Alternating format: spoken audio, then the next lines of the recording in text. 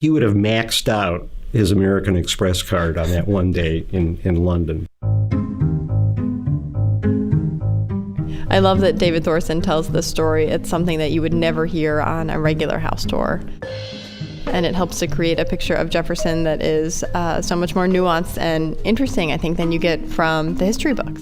It's great to think about Jefferson as a regular guy, because so often we think about him as a man on a pedestal. Absolutely. That we can't access. And this story that David Thorson is going to tell us, we'll get to Jefferson's quirkiness a little bit. I'm Tom Vandervoort. And I'm Jacqueline Langholtz. And you're listening to a podcast that week. What are we calling it? What do we decide to call it? Well, we've gone through so many options. There are so many good ideas. We have inalienable, we've thought about self-evident, and then ultimately we realized a lot of these stories are about people and the interesting daily lives that they lead. So actually where we landed was in the course of human events. So welcome to In the Course of Human Events, and we'll let David get started on the story about one day out in London that Thomas Jefferson had, and of course David's attempt to figure out, well, what was really going on here. This is the story of Jefferson's travels in London, and I'm going to tell you the story of one particular day. Jefferson himself said, travel is good for your health and necessary for your amusement.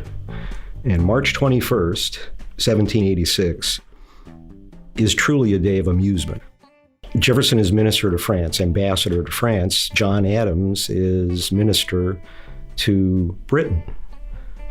Adams has an idea that Jefferson can come over to Britain and they'll be able to negotiate a set of treaties because the young United States is trying to establish its credibility as a new nation. Jefferson said, I rise with the sun.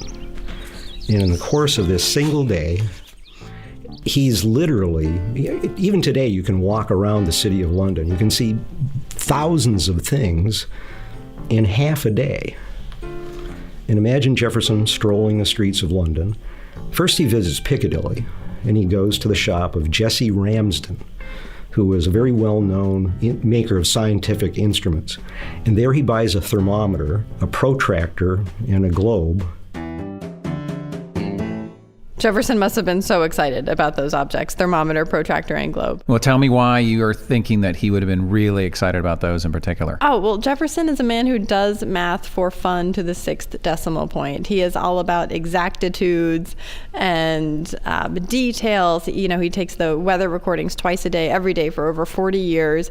And to have scientific instruments that would allow him to record details about the natural environment around him. I mean, I think he just would have been really geeked out to go home and use them. Geeked out. Yeah. I love that. Yeah.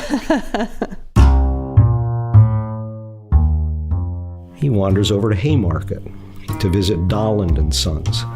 Dolland is a maker of optical instruments.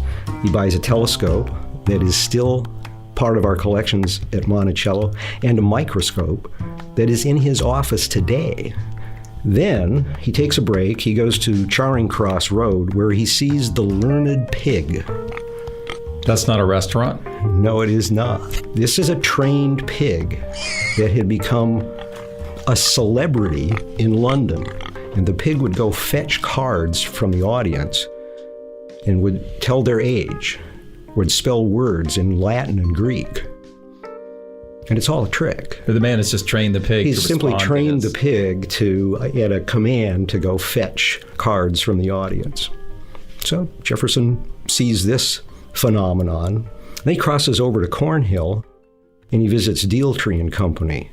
And Jefferson buys 2 pair of small pocket pistols. So wait, those pistols, those are still at Monticello? That's right. They're in the bedchamber, and you can see them in the alcove bed.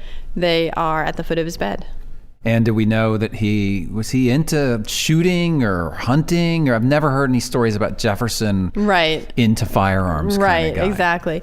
Where this question usually comes up is in the entrance hall when people see all of those animal horns and the moose antlers and skins on the wall. But he really is not much of a hunter. So in the entrance hall, that's about learning about the world around you and seeing examples of animals that aren't in Virginia. And for the pistols in the bedchamber, I don't know. I think that's just probably good style. Does he like mechanical things? Is there like a mechanical aspect to how these things work? Absolutely. Taking things apart, putting them back together. Jefferson even does this with his eyeglasses, where he's writing back and forth with the man who makes his eyeglasses, taking it apart, putting it back together. Same with the polygraph machine. I'm sure he would have been interested in the mechanics of the gun, possibly even more so than in firing it, sure.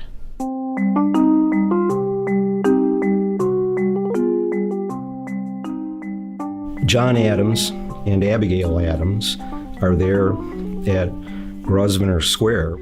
And Jefferson essentially had an open invitation for dinner at the Adams house during his stay in London.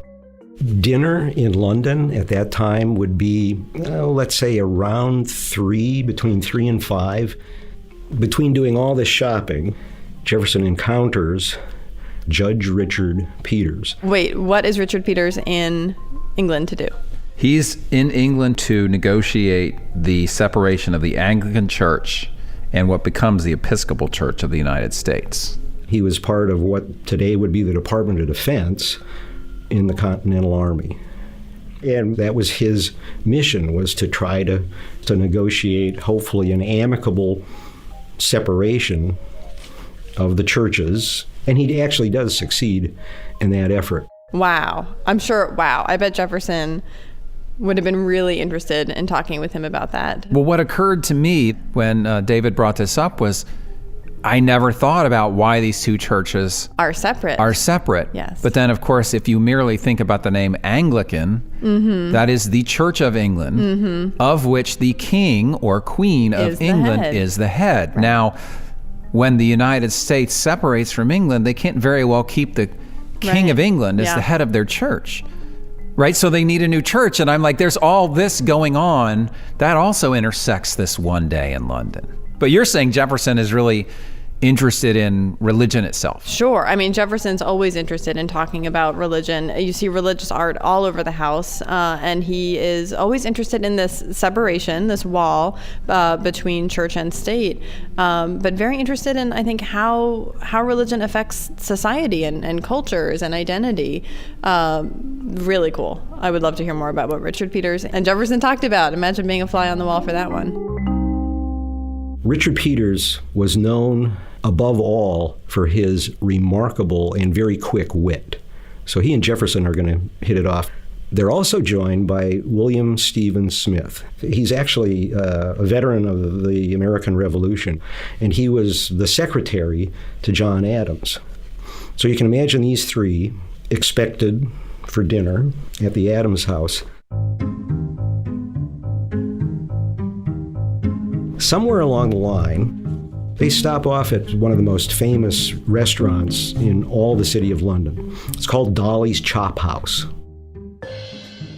Very swanky, very nice. I have no idea if their idea was simply to get together, have a beverage before heading off to the Adamses. Well, at some point in time they realize they're not going to make dinner. And what are we going to do? How do we make our amends? And between the three of them, Richard Peters, William Stevens Smith, and Jefferson concoct a poem of apology.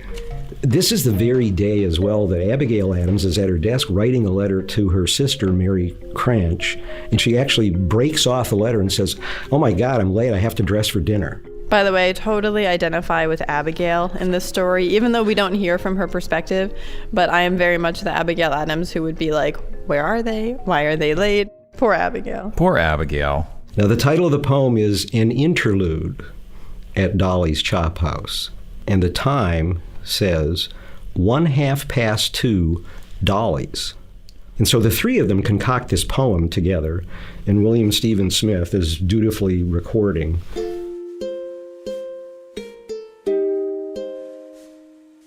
One among our many follies was calling in for steaks at Dolly's, whereby we've lost and feel like sinners that we have missed much better dinners. Nor do we think that us 'tis hard on, most humbly thus to beg your pardon, and promise that another time we'll give our reason, not our rhyme. So we've agreed without objection. The vote is that we thus jointly give you notice. For as our rule is to be clever, we hold it better late than never. And all three men sign it. If you're familiar with Jefferson's signature, this is not the typical signature of Thomas Jefferson. No. It's become very much a scrawl. Makes you wonder what they were consuming at Dolly's. It does indeed. I really love the detail that they say, that David Thorson says that Thomas Jefferson's signature even looks bizarre. Right. I love that. Well, that's interesting, too, because what do you know about his drinking habits? Oh, in moderation. Except maybe this one time. Except maybe this one time. Cuts loose a little bit. I mean, Jefferson drinks with dinner. We know that he likes Madeira wine. Of course, he keeps a wine in a beer cellar at Monticello. But this was the first story I've heard of Jefferson going possibly. over the edge. Yeah. Because, look, you could be a drinker in moderation. But are you telling me that your entire life you'd never had a little too much to drink? I think that there has to be at least one time. There has to be a time, right. And this could be at least that one time. Not that there aren't others. I like picturing him maybe a little bit excessively happy, a little stumbly perhaps, writing his signature a little bit too big and squirrely perhaps. I mean, because he's someone who's so often so straight-laced in his letters and his writings. And so being in control... He drops his guard a little. Right. Yeah. So in this instance, he drops his guard a little. Yeah. Throughout the entire visit, he's going everywhere he possibly can. He's seeing everything he possibly can see. People today, sometimes you try to jam as much as you can into that short period of time. As guides at Monticello, oftentimes we find ourselves imagining, and certainly many of the visitors imagine, Jefferson is this very serious, he's always thinking big thoughts, and this day presents Jefferson as just a human being out enjoying himself on vacation in London. At some point, you start to get a picture of Jefferson as like, this guy's kind of wacky, right? He's kind of a wacky guy. Okay, yes, but what makes you say that? Well, it's just the idea that I'm buying this thing over here, and then I go to the Learned Pig, and I start thinking about all these stories about him like humming and coming out in his slippers, and it's kind of nice. It is kind of nice. You think he's got some more dynamism to him. Right, and he's got some human qualities that are just like the kind of quirky things that everybody has. The very idea that he's going to take the time to go see the Learned Pig, hey, let's go check this out. He's probably trying to figure out the trick.